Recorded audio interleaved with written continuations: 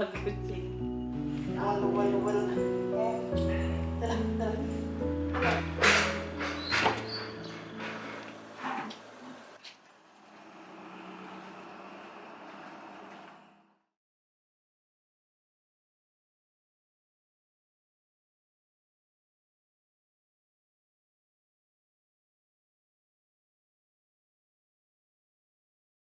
Assalamualaikum warahmatullahi wabarakatuh. Perkenalkan, nama saya Amelia Dwi Martasari. Saya seorang istri, saya juga bersama suami menjadi couplepreneur. Dan kami sekarang aktivitasnya ada beberapa bisnis yang dikelola. Dan juga selain itu, saya sebagai pendamping UMKM di Skopindah Kota Malang sekarang. Perkenalkan, nama saya Muhammad Sali. Saya adalah seorang videographer, konten kreator lah utamanya. Juga sebagai desainer, kemudian fotografer juga. Karena bisnis kita bergerak di bidang jasa kreatif dengan istri saya, Mbak Amel, yang mungkin sudah kurang lebih dari 2018 kita memulai bisnis di dunia industri kreatif. Mbak Amel dan Mas Ahli sudah membuka bisnis sejak tahun 2017. Ketika 1 tahun setelah menikah. Beliau juga dahulunya adalah seorang pegawai di perusahaan orang lain. Kita tidak punya keinginan untuk menjadi pegawai. Jadi memang dari awal kayak sudah punya passionnya itu pengen jadi pengusaha gitu. Meskipun sempat setelah lulus kuliah saya juga bekerja, saya ngajar, dan waktu itu sebelum menikah. Setelah menikah saya resign ngajar dan akhirnya di rumah ya suami yang kerja, tapi juga di situ akhirnya kayak kepengen ngapain gitu kan. Akhirnya sempat kerja juga di properti syariah dan kita belajar banyak marketing. Saya itu punya keinginan untuk bisa berbisnis. Kenapa kok berbisnis? Karena berbisnis itu salah satu dari 9 pintu rezeki. Yang pada akhirnya mereka memutuskan untuk resign dan membuka usaha sendiri. Dan alhamdulillah akhirnya kami bisa membangun bisnis bersama-sama dimulai di tahun 2017 mulainya. Berbisnis bagi kami itu sebenarnya adalah keputusan yang sebenarnya dari awal itu istri ya yang sebenarnya pengen sekali untuk berbisnis itu, karena memang secara background saya pribadi itu tidak ada background seorang bisnismen atau apapun gitu kan, karena berpikir saya adalah mungkin sebagai seorang karyawan, pegawai, bahkan memang plan dari orang tua saya, bahkan saudara-saudara besar saya itu berharap saya itu menjadi seorang pegawai negeri gitulah ya, di satu instansi, karena memang sesuai jurusan saya di jurusan hukum. Teman-teman pasti tahu ya sebenarnya harusnya lari kemana gitu, tapi kemudian ketika saya menikah di tahun 2016 itu akhirnya banyak berpikir gitu kan tentang apa sih plan ke depan kita gitu. Nah, salah satunya adalah bisnis itu menjadi pilihan kita gitu, meskipun itu juga bagi saya cukup berat di awal karena memang secara background, latar belakang dan sebagainya saya nggak ada sama sekali di dunia bisnis itu. Setelah memutuskan untuk menjadi pengusaha, nenek Mbak Amel dulu suka membuat keripik singkong dengan skala kecil yang dibuat untuk keluarga dan dijual ke tetangga saja. Dari situ, Mbak Amel dan Mas Ali memiliki ide untuk membuat keripik singkong dengan topping yang bernama remah-remah. Jadi memang bisnis pertama kami adalah jadi produksi makanan. Jadi waktu itu nenek saya itu produksi keripik singkong ya, almarhum nenek saya produksi keripik singkong yang memang tidak pernah dijual banyak gitu, hanya untuk konsumsi pribadi atau hanya untuk tetangga yang mau beli. Nah kemudian akhirnya kepikiran setelah saya resign, kami akhirnya berdiskusi, coba kita jualkan gitu, dengan cara kita membuat sesuatu yang berbeda, yaitu dari keripik singkong itu kami kasih topping dengan lelehan coklat dan akhirnya menjadi sebuah snack baru yang kita kasih brand namanya adalah Rema Remah waktu itu.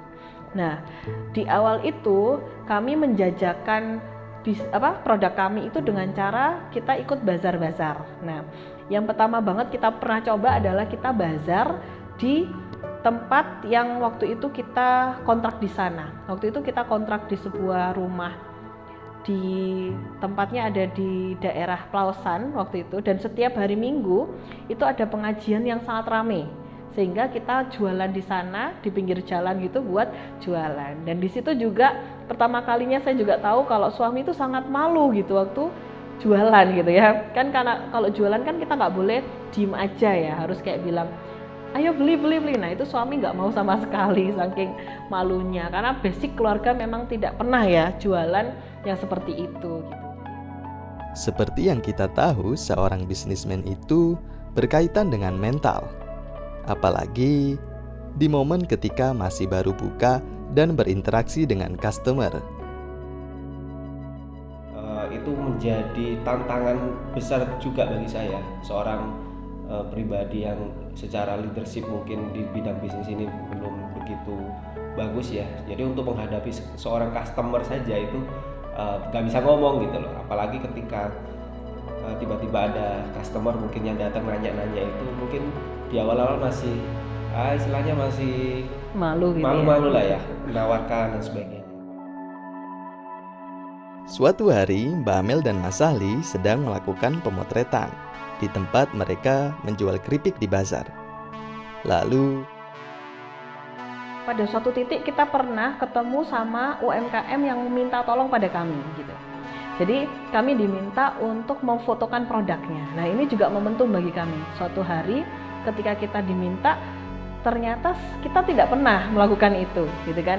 Tapi karena itu kesempatan, katanya orang-orang kalau kesempatan bertemu dengan keahlian maka itu adalah keberuntungan gitu kan ya. Jadi alhamdulillahnya waktu itu ketemu dan kita berani untuk kemudian memfoto produk UMKM itu, dan mereka sangat antusias dan suka. Nah akhirnya itu membuat kami membuat satu bisnis yang setelah produksi makanan tadi ya, akhirnya kita bikin foto produk UKM Malang yang waktu itu fokus ke UMKM Kota Malang, yang ternyata lambat laun jalannya waktu ternyata klien kita bukan hanya dari Kota Malang tapi dari seluruh Indonesia. Jadilah sekarang namanya fotoukm.id. Sampai di titik ini itu yang kemudian menjadi bisnis kita ya, bisnis utama, dalam arti bisnis yang pure kita pengen memang membantu UMKM, 1 juta UMKM ini bisa naik kelas gitu. Dari yang kita bersinggungan dengan para UMKM gitu kan, bersinggungan langsung dengan mereka, dengan problem-problem yang mereka hadapi, kemudian tantangan-tantangan mereka, akhirnya ya mungkin kita terpanggil untuk terjun di dunia ini itu ya bukan hanya semata-mata profit. Memang bisnis itu sebenarnya adalah membantu ya, membantu banyak orang, dan siapa yang dibantu kita fokusnya di situ. Banyak sih teman-teman yang juga tanya kita sebagai couplepreneur itu kan pasti kayak nggak jadi masalah gitu kan ya, karena kan 24 jam bersama kita ngomongin bisnis juga kayak gitu kan ya, jadinya kayak akan banyak hal yang terjadi, terutama gesekan-gesekan pendapat. Nah itu wajar sih, kalau kami menyikapinya ya pernah gitu ya, maksudnya kalau beda pendapat ya pernah gitu ya, tapi ya sudah, setelahnya selesai gitu. Artinya kami juga belajar berproses untuk bisa lebih mendewasakan diri juga gitu ya, karena kan pasti ya antara kepala saya dan kepalanya suami kan pasti beda gitu, pemikirannya, ide-idenya, keputusannya pasti beda gitu. Sehingga kami di proses berbisnis berdua ini benar-benar kami punya yang namanya lebih ke kedewasaan ya, untuk bisa lebih bijak mengambil suatu keputusan. Jadinya misalnya oke, ternyata keputusannya suami lebih baik, ya saya tidak membuat ego saya untuk terus melanjutkan dengan pendapat saya sendiri gitu. Jadi kita kayak bareng-bareng lah, oh yang terbaik yang mana gitu. Nah itu proses panjang, nggak di awal-awal menikah langsung gitu, enggak, pasti ada prosesnya gitu kan. Setelah berhasil membuka bisnis pertama, Mas Sahli dan Mbak Amel mencoba untuk memperlebar bisnisnya. Jadi sekarang kami sedang ada 5 bisnis ya. Jadi yang pertama ada bisnis di bidang Creative House Production tadi, yaitu kami memberikan visual produk untuk UMKM di bidang desain, foto, kemudian juga video kayak gitu ya. Nah kemudian juga ada bisnis yang kedua adalah di bidang edukasi. Jadi kami punya yang namanya Binar Learning Center, yang mana kami ingin memberikan banyak ilmu ya, kelas-kelas upgrade skill yang mana difokuskan ke personal development dan business development gitu. Jadi kayak ada kelas public speaking, ada kelas content creator dan sebagainya gitu yang lebih ke edukasi. Terus juga yang ketiga, kami juga punya Binar Wedding Syari Organizer yang mana kami ingin menjadi salah satu jasa wedding syar'i di Kota Malang. Kami juga ada event organizer secara general yang namanya Binar Event Organizer yang itu lebih umum. Jadi kita juga membantu kayak acara-acara gathering, workshop, terus juga acara-acara seperti itulah ya, outbound dan sebagainya gitu. Satu lagi kami juga pernah ya, nah ini kami jelaskannya pernah aja ya. Jadi kami pernah punya bisnis di bidang fashion, namanya adalah Daster Bordil Malangan, di mana memang bisnis ini adalah bisnis kolaborasi. Saya dengan kakak tingkat saya di kampus waktu itu, kami kolaborasi untuk bikin bisnis Daster Bordil Malangan yang mana sebenarnya lebih ke melanjutkan yang sudah dilakukan oleh kakak tingkat saya itu gitu. Jadi 5 bisnis ini. Nah, di balik keberhasilan pasti ada peran dan doa dari keluarga. Yang awalnya keluarga ragu apa bisa berhasil dengan berbisnis, tapi pada akhirnya sekarang Mbak Amel dan Mas Ali bisa meyakinkan itu ke keluarganya. Keluarga bagi saya itu adalah modal yang utama ya. Jadi orang mungkin menganggap modal itu harus nominal, harus angka gitu, harus dalam bentuk angka, punya modal banyak gitu kan, punya aset dan sebagainya gitu. Bagi saya modal yang terbesar adalah support keluarga. Minimal tidak ada beban gitu loh. Tidak ada rasa saya berbisnis ini saya pengen buktikan ini nih. Karena sebenarnya di bisnis itu tidak ada yang perlu dibuktikan gitu loh. Kita bisnis ini adalah proses untuk bagaimana bisa mendatangkan banyak manfaat, keluarga juga mendukung, banyak klien-klien yang akhirnya terbantu dari situ gitu. Nah, maka bagi saya ya utama ya keluarga itu menjadi support system gitu. Yang terkecil punya dampak yang untuk yang lebih besar lagi. Itulah keluarga. Ketika Mas Ali izin mau resign, saya juga ngomong ya nggak apa-apa, itu pilihan. Cuma sudah diperhitungkan dulu apa belum? Kira-kira nanti gimana ke depannya? Tapi Mas Ali bilangnya sudah Bu, oh ya alhamdulillah sudah diistikharoi, mantep. Kalau memang itu jalannya ya silakan. sebenarnya yang saya garis bawahi di sini adalah makna sukses dulu aja ya, biar tidak salah tafsir. Jadi sebenarnya kalau bagi kami sukses itu bukan ketika kami berlimang harta yang banyak gitu ya, atau punya banyak sekali aset-aset secara materi.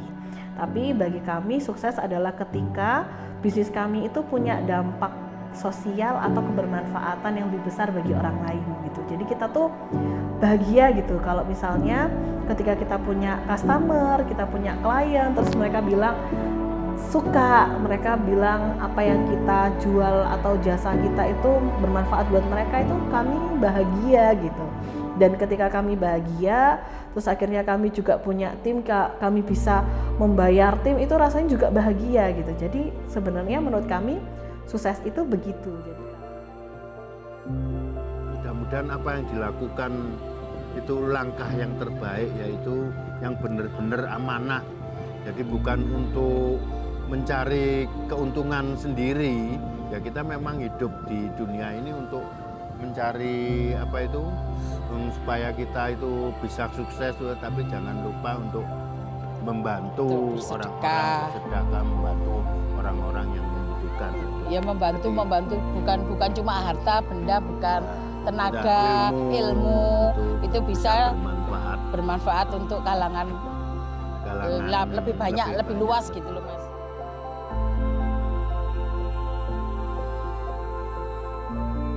Berbisnis itu memang banyak lika-likunya. Namun, ketika kita sudah menemukan celah di balik itu dan sudah menemukan penyelesaian masalahnya, itu semua akan membuat bisnis itu bertahan.